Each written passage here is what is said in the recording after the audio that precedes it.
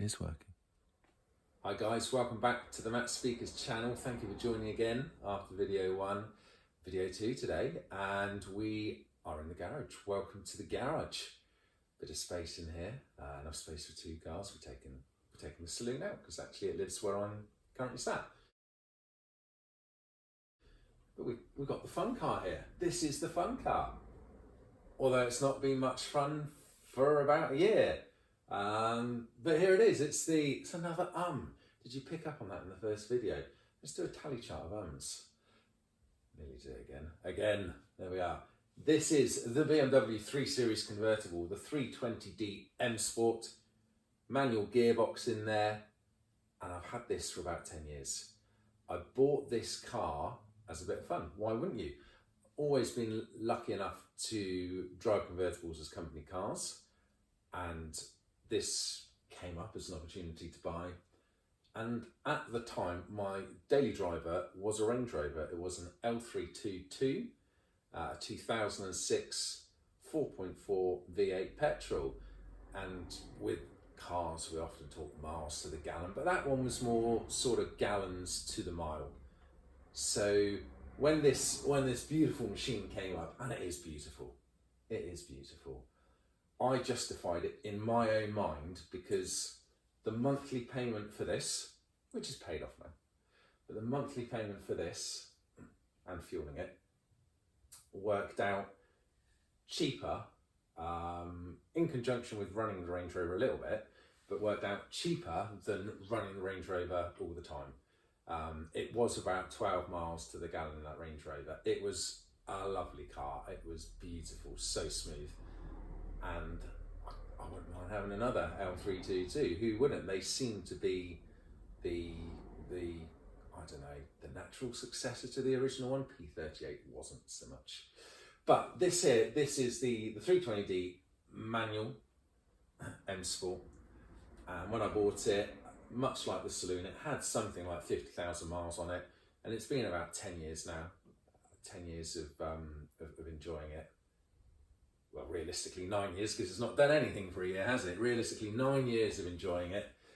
Roof down, it's lovely, and it's now on about 104,000 miles. So there's still plenty of life left in it, but it's not been anywhere for about a year because it has a little problem with eating batteries. So I need to get on and get this car fixed so that come next summer it can be enjoyed. It hasn't moved since October 2022, and it desperately needs fixing and it needs enjoying. We'll give you a little tour around it. There's a few issues with it. Of course there are a few issues. When I say issues, cosmetics. Other than cosmetics, it's just a beautiful car. If you've never had one in your life and you've wanted one, do it, I say. Personal preference, always prefer to have it as an automatic. So why did I get a manual? Because it's what was available at the time. I was also keen on this one because it was the first convertible that I was going to ever own with Bluetooth for the phone. Brilliant. Obviously, you're not going to make that many calls with the roof down, but first convertible with Bluetooth. It's got all the buttons in there. They don't do anything though. No, they're just there for share. There for share, there for show. They do nothing. You might know a way that I can get them to work. I don't know a way. I've not looked into it deeply, other than doing the bloke thing of getting in the car, getting the phone out. Yeah, right. Yeah, Bluetooth. Yeah, on search. Yeah, nothing happens. Nothing. So that was one of the key reasons I bought a manual when I'd recommend an auto. I'd also recommend a car with a bigger engine because that's what the saloon is, isn't it? 3 litre diesel. This is 60 in just over 8.5 seconds. It'll do apparently 140 miles an hour. I've never got anywhere near that with it. I don't know that I'll dare, to be honest. I don't know. I trust it if it went upside down. I'm sure it's got the clever bits at the back that will fire out, and you know, we've got the roll bars up and that'll protect. But yeah, good apparently for the best part of 140 mile an hour, 60 in 8.5 seconds, and weighing in at over 2 tons. So it's not bad. It's not bad, is it? options on this car from when it was new, so far as I can make out, the wheels. Am I pointing at a wheel there? Hang on, what if I do that? Is that more wheel based? We must be somewhere around the wheel there. And I believe that's it, really. Bigger wheels. But they are, I think they are the wheels to have. There is a later wheel which also on this model I think looks stunning, a 19. But whilst we are on with the wheels as well, I should also note during my 10 years of owning this car, I have had to replace both rear alloys. So both rears on here, they were replaced at a BMW dealer, brand new alloys on there because they have a tendency to crack, it seems. And we've had that on both the rears. The fronts, they are the originals, the chewed up originals. Had a few visits to the curbs, a couple of repairs, a few more visits.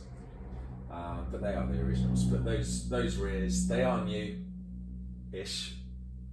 Not done that many miles, to be fair. I don't know, they've probably done 10,000 miles at best. One done 1 year, one the following. And I have successfully managed to curb the one on that side. We can't really show it to you. It's hard up against all the junk in the garage. Who has a garage without junk? If you haven't got junk in it, try harder. Get some junk in your garage. There must be stuff you need to put in there. Stuff that you never knew you didn't know you didn't need or didn't have, or maybe both. Or maybe both. But there we are. We'll give a little bit more of a slightly closer look around the car.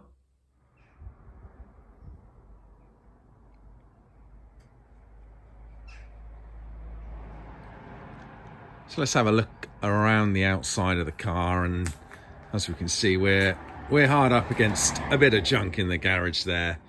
But at the front, the bumper's been painted a couple of times, and in fact, if we look around the top of the number plates around and sides, we can see whoever painted it last, whoever we got to do it, also managed to paint that. Yeah, that's fine.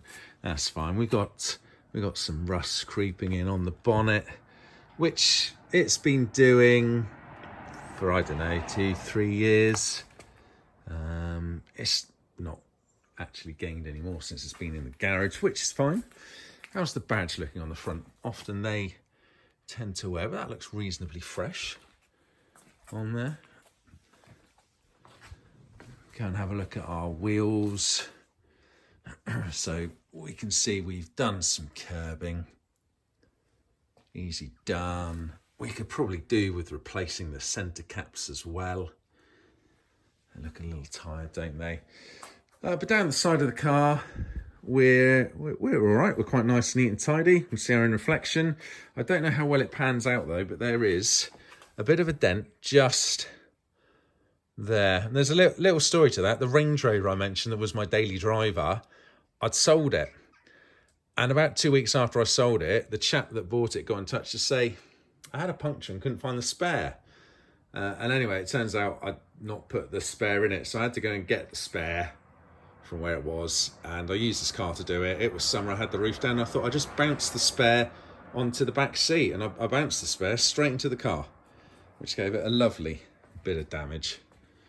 Lesson learned, don't bounce Range Rover wheels into cars, it doesn't work. So the rear wheel, so a new one. And this one pretty much as it was out of the box. Pretty fresh. Again, the centre caps, they're a little bit ruined.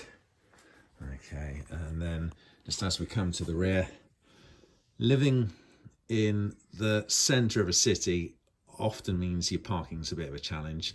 And it means that those people that park behind you find it a challenge to drive their own car out. So I've probably painted this back bumper half a dozen times now, where folk just can't seem to miss it. They're just magnetised to rubbing their car against my car. Someone went a little bit further and put a nice scratch all through it as well. But there it is, the outside of the 320. Oh no, this is what happens when you leave your car for too long. Oh no, no, no, no, no. Oh my God. Oh no, oh, spider webs, look at them. Oh, everywhere I look, There is a bit of mould. How's the rear? Whoa. Yeah, that's gonna need a bit of love, isn't it? And so the boot, because we like to show the boot. In the boot of the convertible, we have got 2.5 litres of Dulux Trade vinyl mat. Nothing to do with me. In denim drift, 2.5 litres. And we got that there because, as we showed you in the first car with the cherries and berries, you can fit a certain amount of litrage in this boot. And that is 210 litres. That's 84 tins of paint. Again, can we actually fit the 84 tins in? Do we have to empty them? Shall we empty them? It's got to happen in a car sometime, hasn't it? I can't just not do it. But we can see in the boot, we've got all the trims out because, ta-da, there is the space for the battery. There it is. For any of you who have, lovely spider's web, for any of you that have ever done a battery in one of these, you have my sympathies. You've probably lost skin, you've probably drawn blood. You might be watching saying, do you know what? I've never done that. I've never drawn blood. I've never lost skin. It's always gone super, super well. But every time I've done it, I've ended up with the accident book out, getting the plasters out, and away we go. So that's what we need to sort of do. We need to get a charged battery in here. We need to get the drain, it must be a drain on the battery somehow, fixed. And then away we can go to the valeters to get this thing cleaned up. There's a battery, look, no good. But we can go and get this thing cleaned up. I should have done this last time with the torch on. Look at that, you learn something new every day. Yeah, it does, it makes it look worse, doesn't it? Oh, yuck. Let's have a proper look in the back with the torch on through the cobwebs. Yeah. Oh, she's a dream, isn't she? She is a dream. But once up and running, we can do a little piece on it in the summer. We can have the roof down. We look forward to that a lot. And there it is, the fun car, which needs to become fun again. We need to have it moving. We need to be out on a sunny day, blue skies, maybe by the sea, roof down, wind in the hair. Lovely, lovely, lovely. Thank you so much for taking the time to watch this video about a car that doesn't move and a bloke that wants to talk about you need to get some junk in your garage. If you've not got junk, what are you doing? We also mentioned in video 1 the project car. And how is the project car coming along? Yeah, well, it's slow progress, slow to stationary. But when it's ready, we look forward to showing you. But yes, thank you so much for watching this fun car. Lovely. It'll be the family bus next. The family bus in the next video, and that is it's quite a cool car in my mind. It's quite a cool car. But thank you so much for watching. If you like what you've seen, please hit that subscribe button. That's it. Give it a like. And we'll see you next time. Bye for now.